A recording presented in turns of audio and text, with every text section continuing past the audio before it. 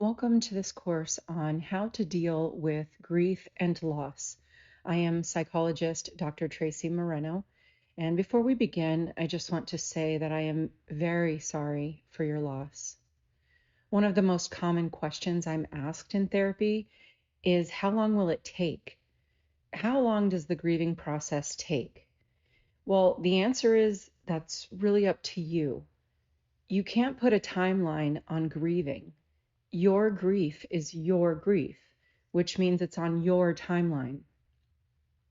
However, since most people hate when people answer a question with a question, I still can't say how long your grieving process will be because that is up to you. But what I can say is that the first year is just emotional torture. But it's true what they say that time is on our side. However, there's a big catch about time. Time is not on our side unless we're allowing ourselves to feel and process our emotions.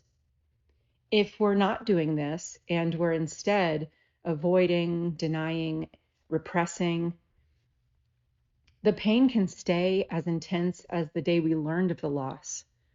I've done therapy with people who lost a loved one 10 or more years ago, and in talking to them, you'd think their loved one died last week. So time is only on our side if we're doing our part and allowing time to do its part.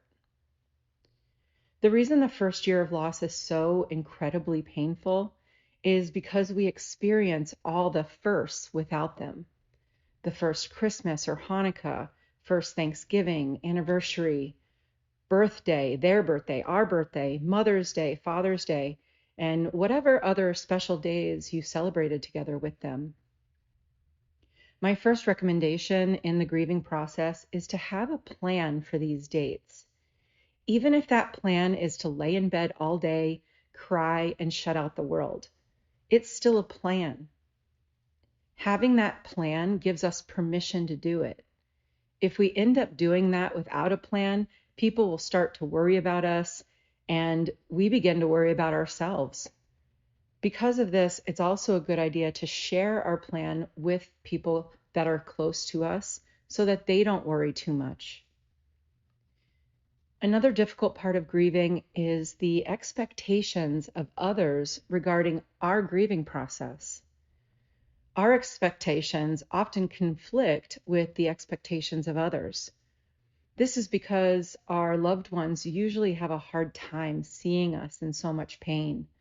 So their instinct is to encourage us to go through the grieving process much faster than we're usually ready to do. And that could end up adding to our pain. Their intentions are good, but it's usually too much too soon. They need to give us space and time to process. To be able to do this with the support of our loved ones, we need to communicate. We have a choice of making other people part of the problem or part of the solution. Choose to make them part of the solution by communicating with them and letting them know where you are emotionally and what you're feeling. Remember, they're just worried about us.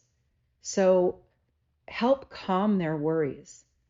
Unless, of course, there is reason for them to worry. Alternatively, if you're not okay and need help, please tell someone. You are not a burden. It's a very helpless feeling to watch someone we love in pain. So oftentimes it helps others to be able to help us. Let them help. Many people try to repress their pain by pretending they're okay when they're not, thinking that not showing or expressing their pain is a sign of strength. But this is not true. Strength is being true to ourselves and being real. When we lose someone we love, of course we're going to be in pain. That's normal and logical. And don't think you're fooling anybody with your false sense of strength.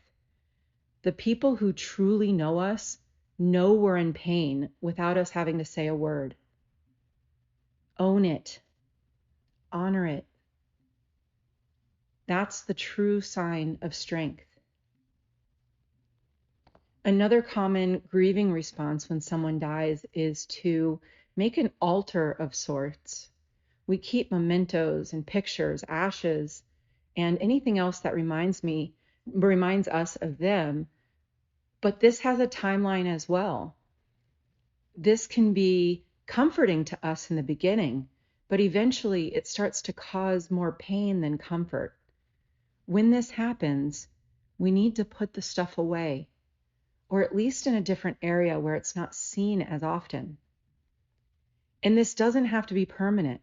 We can bring all of these things back as soon as we start to feel a little bit better and stronger through the healing process. Once we're stronger and we can now find comfort in those mementos, bring them right back. Listen to your body. Feel your emotions. And that will tell you when it's time to put them away and when it's time to bring them back. Basically, live by the motto, if it feels good, do it. And if it doesn't, don't. It's important to remember this when we're the ones supporting someone else who's grieving. Remember what you needed in that moment and try to give that same compassion, patience, and understanding to that person who's grieving. This is the end of this session and the beginning of your therapy homework. I'd like you to write out all of the dates that are important to you and your loved one. Next, write out a plan for these days. You can revise this at any time, of course, but write out what you plan to do to honor the memory of your loved one, or honor yourself, or honor your own grieving process. Think about where you want to be, at the gravesite, beach, mountains, home in bed. Do you want to be with other people or be alone? What do you want to do? Celebrate their life, mourn their loss, self-reflect, hike, sleep? Do you want to symbolically honor them in any way by maybe lighting a candle, spreading their ashes, looking through photos, writing them a letter, or making a donation in their name to a charity that meant something to them? Most people do something different on each of these special dates, so whatever you decide is okay. Having this plan takes away the fear of the unknown, which can ease our stress. We think, what am I going to do for Mother's Day? How are we going to celebrate Christmas without them? Ease that stress a bit by answering these questions. Thank you. I'll see you for the next session.